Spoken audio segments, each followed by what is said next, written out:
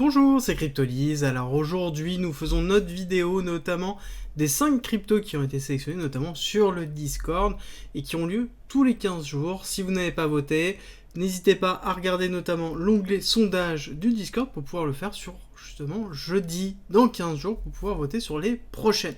Alors, on entame directement avec la crypto-monnaie ENJ, donc qui est la crypto NJ Coin, donc qui est une blockchain globalement de niveau 1, spécialisé dans tout ce qui est les NFT et le gaming. Et au niveau de la technique, nous avons une grosse accumulation qui a eu lieu ici.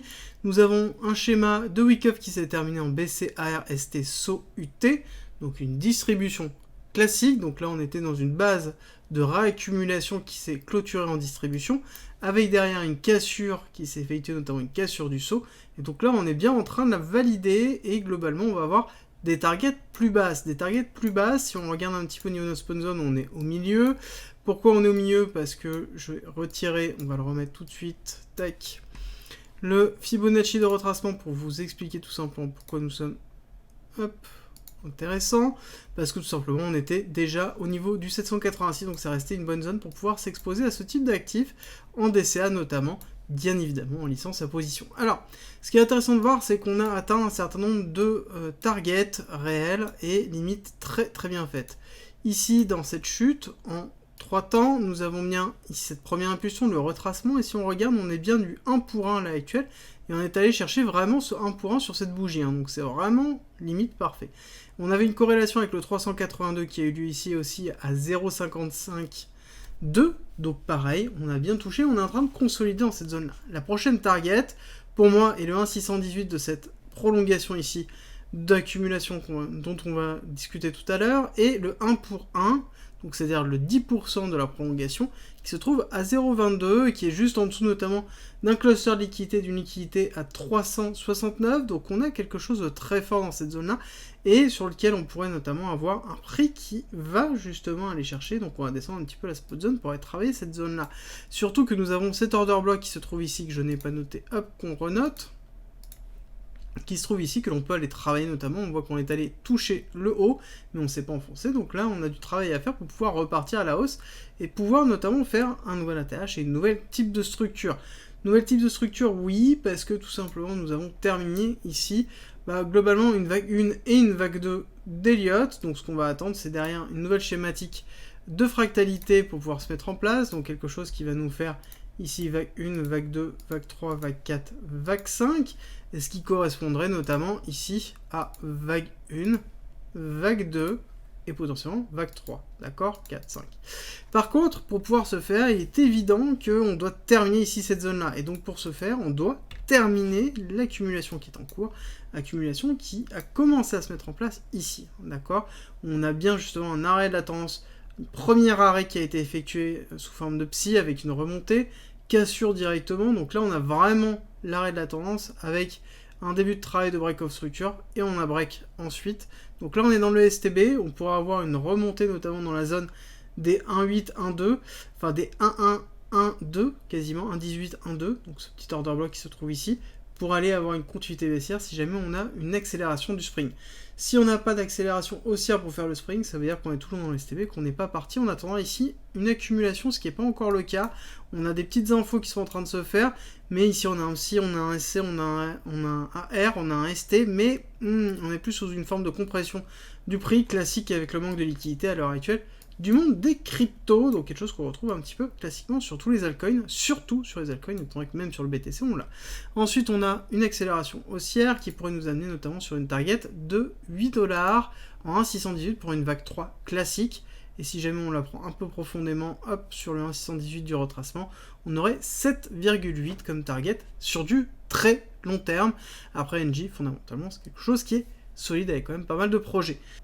Je t'annonce une énorme nouvelle, il va y avoir encore plus de contenu sur le Discord, avec notamment l'ouverture de la partie premium du Discord.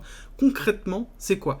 C'est plein de guides, que ce soit écrits ou vidéo, il y a plus de 50 vidéos, pour apprendre tout des cryptos, que ce soit pour investir, faire du trading, comprendre la technologie, faire de la DeFi. Il va y avoir en plus des exemples de portefeuille et de bagues, le mien, de bagues et de portefeuille, sur lequel je vais expliquer tous les tenants et aboutissants, des dossiers sur les futures pépites, des dossiers d'analyse fondamentale du marché, des indicateurs, des stratégies d'optimisation DeFi et bien évidemment des signaux spot, futurs et investissements, avec en plus un canal fiscalité, un canal juridique, des canaux de discussion, plein d'autres choses, et ça ne va pas s'arrêter là. Si tu veux plus d'informations, je t'invite à regarder la vidéo explicative en commentaire et à rejoindre le Discord. À très vite. Si tu aimes mon contenu, like, partage et abonne-toi, ça m'aide énormément. On continue avec One Harmony, très intéressant comme projet d'interopérabilité qui date déjà depuis très longtemps, et le but c'est tout simplement une plateforme qui relie un peu toutes les autres blockchains.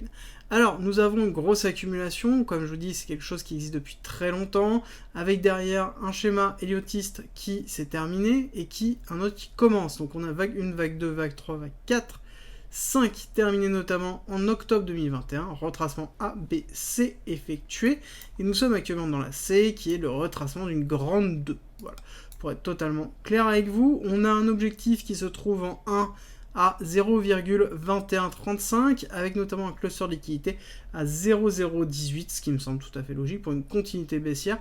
Pareil, pour l'instant, on n'a pas encore vraiment de schématique d'accumulation pour avoir un début ici, mais c'est pas très clair. Je trouve que les volumes ne le donnent pas et on n'a pas forcément d'intérêt, notamment avec la propension de chute qui se trouve ici. Et donc, on a notamment quelque chose qui, derrière, n'est pas terminé, je pense, au niveau de la continuité de la baisse, pour aller chercher ici cet order block et cette mise en place. On n'oublie pas que quand on est sur des projets qui sont très longs comme ça, il est important de vérifier est-ce qu'il y a un écosystème qui continue à croître pour pouvoir performer, et ça c'est important, notamment sur des projets comme One et Harmony, sur lesquels ces projets anciens qui notamment cherchent et doivent évoluer avec leur temps sur un domaine qui évolue très très vite. Alors on va regarder notamment en termes de perspective, parce qu'on aurait notamment un 1,618 qui nous amènerait à 0,6, donc on a quand même une belle perspective si jamais on le récupère au niveau de la liquidité basse, donc c'est-à-dire en bas de la zone de spot zone, on pourra avoir quelque chose qui est très performant avec justement un risque minime, donc on pourrait rentrer avec une toute petite portion et avoir des plus-values énormes parce qu'on a vraiment des très très bons ratios dessus, mais il faut impérativement contrôler son exposition. On continue avec Tezos, avec le token XTZ, donc pareil, projet très ancien qui, en l'occurrence, a fait une énorme levée de fonds à l'époque, qui a fait beaucoup parler d'elle, et nous avons par contre un schéma qui est un petit peu particulier, avec un schéma qui est sous forme d'oscillation, avec des vagues qui sont non impulsives effectuées, avec notamment une schématique derrière qui se met en place de Wyckoff en BCARST SO UT, et ensuite on a cassé, même principe qu'on retrouve sur NG, qu'on a cassé justement ce niveau-là, avec une validation derrière de la distribution effective, avec un début d'accumulation qui est en train de se faire, qu'on retrouve et qui est quand même assez fort, parce qu'on a bien un SC-ARST, renforcement de la liquidité du ST, break derrière STB. Donc là on est bien sur une prise de liquidité forte, on est en train de consolider ici sur une nouvelle accumulation potentielle. Est-ce que ça va être derrière encore une nouvelle descente pour aller chercher des targets plus basses? Parce qu'on a des targets beaucoup plus basses. Là, on peut aller chercher notamment le 272 avec le 1.1 qui correspondrait notamment à cette pool de liquidité qui se trouve ici, avec notamment une liquidité qui est un petit peu en dessous. Hop, je la marque, je la note, qui serait la liquidité des 1$, un petit peu en dessous des 1$, pour pouvoir avoir une continuité haussière. D'accord? Donc là, pour moi, c'est une target qui pourrait être intéressante, notamment pour une continuité après haussière, et il faut impérativement, pareil, même principe que One, on n'oublie pas, il faut que l'écosystème continue à croître, il faut que derrière on ait un écosystème des crypto-monnaies qui pousse, et qui nous amènerait notamment dans une schématique assez intéressante, qui pourrait nous amener dans les 15$, avec un XTZ à 15$, mais pour ça, il faut impérativement qu'on ait un écosystème, qu'on ait tout ça, et donc forcément, il faut surveiller le fondamental et voir que ça continue à croître et que ça continue à bouger essentiellement. Alors admettons, on va chercher justement le niveau très très bas, pour une entrée vraiment soignée, on aurait 1400%, donc c'est encore quelque chose qui est un petit peu en dessous en termes de perspective par rapport à One, mais qui reste quand même très conséquent, donc pareil, exposition minime à suivre là-dessus. Je rallonge un petit peu ma spot zone pour aller chercher justement le niveau plus bas que ça, pour pouvoir avoir une continuité haussière qui reprend. On continue avec Mana. Alors Mana, pareil, crypto-monnaie du jeu en fait, qui s'appelle Decentraland, qui est un des premiers métavers qui est plus ou moins lancé, qui s'est fait connaître par rapport à sa crypto-monnaie depuis un certain temps notamment, et qui a beaucoup profité de l'annonce, comme on peut le voir ici, cette accélération monumentale de Meta sur le lancement du métaverse, la fin d'année 2021, qui a été très positif sur Mana. Il faut juste faire très attention, notamment au niveau de Decentraland. Quand on regarde un petit peu la concurrence, ils sont peut-être un petit peu en deçà, même s'ils ont beaucoup de joueurs et qu'ils ont quand même beaucoup d'activités derrière. Mais au niveau de l'ergonomie et des fonctionnalités qu'ils proposent, ils sont quand même un tout petit peu en dessous, mais ça n'empêche que l'actif en lui-même est intéressant. Nous avons une grosse période d'accumulation, donc preuve que c'est un actif qui existe déjà depuis longtemps. Derrière, nous avons cette schématique Heliotis qui s'est mise en place, vague 1, vague 2, vague 3, 4, 5, terminée. Et nous sommes en retracement ABC. D'accord? Donc ABC, retracement classique. Si vous ne connaissez pas, n'hésitez pas à venir sur le Discord. Il y a notamment pas mal d'informations dessus et des spécialistes Heliotis qui sont là pour répondre potentiellement à des questions. Et nous avons notamment cette chute qui a été effectuée, alors, avec notamment un découpage A, B, avec un retracement qui s'est effectué ici, qui nous donne en fait un certain nombre de niveaux, notamment le 618 qui se trouve là, qu'on est en train de travailler. Niveau qui est essentiel normalement pour une fin de C. D'accord? Donc on pourrait avoir une fin de C qui se termine ici, mais on n'oublie pas qu'on a un niveau qui est très important, qui est cette impulsion baissière là-dessus, donc la première impulsion de cette C, qui donne en fait le ton globalement à ce qui va se passer, nous donne un objectif de 3,618, donc ratio du nombre d'or, 1,618, donc on est au ratio 3, qui nous donne une conformité, une concordance avec notamment le point 2 de cette fin héliotiste et de la liquidité du coup qui en découle à 0,3595, 0,36 admettons, et donc qui a un niveau très important je pense au niveau du cours sur lequel on pourrait en effet aller chercher une continuité baissière dessus et pouvoir construire une accumulation, notamment pour pouvoir repartir à la hausse. Repartir à la hausse, oui, mais pareil, même principe, il faut qu'il y ait des utilisateurs pour que le mana performe, il faut que ça attire du monde, il ne faut pas qu'il se fasse manger par notamment d'autres applications et d'autres jeux qui vont sortir, qui sont plus à la pointe de la technologie. On a notamment des gros acteurs qui arrivent, donc il y a une partie fondamentale à prendre en compte impérativement par rapport à ça. Au niveau des objectifs, nous avons le 1,618 qui est à 9,8 $, donc très important à retenir, et sur lequel en effet on pourrait se statuer. Donc là on a un mana à 1 $, mais admettons on va chercher notamment l'objectif bas, nous sommes sur un objectif à 2400%, donc quelque chose qui est encore en dessous de One, mais qui peut être intéressant. Personnellement j'aurais plus tendance à privilégier One parce que c'est une base fondamentale plus solide, mais après c'est mon avis, c'est étant donné que je suis plus là pour la technologie que plutôt que la spéculation.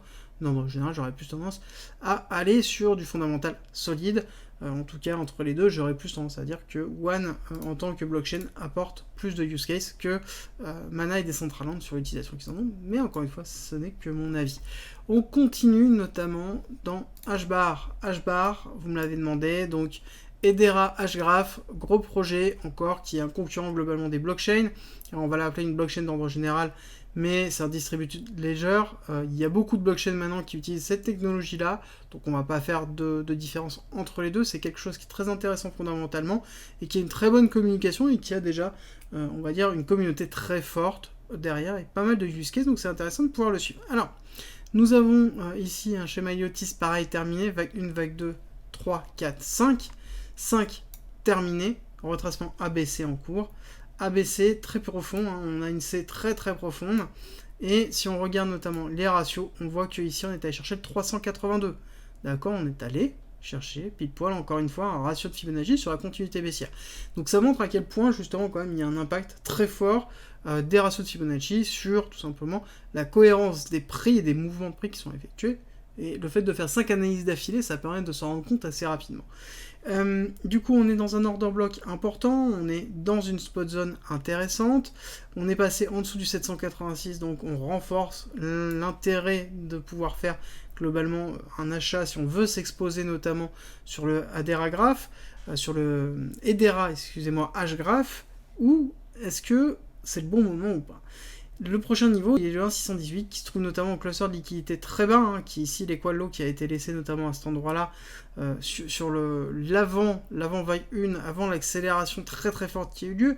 Donc on pourrait se dire qu'on va aller chercher les 0,0175. Ça me paraît quand même assez bas, mais pas délirant, notamment dans la schématique. Je sais que j'ai un order block un petit peu avant, donc on pourrait s'arrêter à 0,05, mais je verrais bien notamment, pourquoi pas, une mèche qui va chercher justement cet endroit-là avant de repartir. Donc là-dessus, on a une accumulation qui s'est mise en place en SCAR STB, donc prise de liquidité classique. Là, on est dans le STB en cours. Est-ce que le STB est terminé ou pas? Est-ce qu'on va remonter notamment chercher ici ce petit point à 0,15 pour pouvoir après faire une continuité baissière et aller chercher potentiellement un spring plus bas? C'est possible. Pour l'instant, on n'a pas encore de schématique dessus, donc on reste en stand-by. Et une fois qu'on a terminé un schéma Elliottisme, forcément, on repart sur un nouveau schéma qui nous amènerait notamment... Alors, hop, tac, on va redescendre, on va recadrer. Si jamais on va chercher très bas...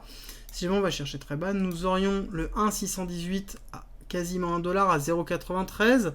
Pourquoi pas? Et pareil, si on va chercher vraiment au plus bas, ça nous ferait quoi? Ça nous ferait une belle progression quand même de 5000%. Donc ce serait notre grand gagnant, par exemple, d'aujourd'hui, supérieur à One, et qui reste fondamentalement aussi intéressant que One, qui est même différent, qui propose d'autres choses, totalement différents, et qui propose encore une communauté différente, d'accord? Donc c'est intéressant de le voir, et pareil, même principe, ce sont des actifs sur lesquels on peut avoir des retours risk-reward qui sont très très élevés, c'est ratio très très élevé, donc c'est très intéressant, et donc il faut impérativement contrôler votre exposition, d'accord? Ne rentrez pas all-in, ne rentrez pas avec 10% de votre bag, non, rentrez potentiellement, si vous êtes intéressé par le projet, et que vous croyez au projet, que vous avez fait vos propres recherches sur l'évolution fondamentale et que vous y croyez, bah à ce moment-là, rentrez avec potentiellement peut-être 0,5, 1, 2, maximum 2% de votre capital. Ça ne sert à rien d'aller plus. Là-dessus, vous allez faire 5000% potentiellement sur du long terme. C'est pas demain, c'est du long terme. C'est du capital qui devrait être bloqué. Et c'est pour ça, et c'est très important de le comprendre, qu'il faut vraiment contrôler votre exposition, notamment dans ce type d'achat et dans ce type de graphique où on voit des gains monstrueux, oui, mais il y a beaucoup de risques à prendre en compte. On le sait, il faut en avoir conscience. Donc il ne faut surtout pas se surexposer, ce n'est pas un casino, et donc il faut contrôler votre stratégie d'investissement, notamment comme on en discute régulièrement sur le Discord. Merci d'être resté avec moi jusqu'au bout. Abonne-toi, partage si t'as aimé et rejoins-nous sur Discord. C'est avec plaisir qu'on t'accueillera. Et à très vite.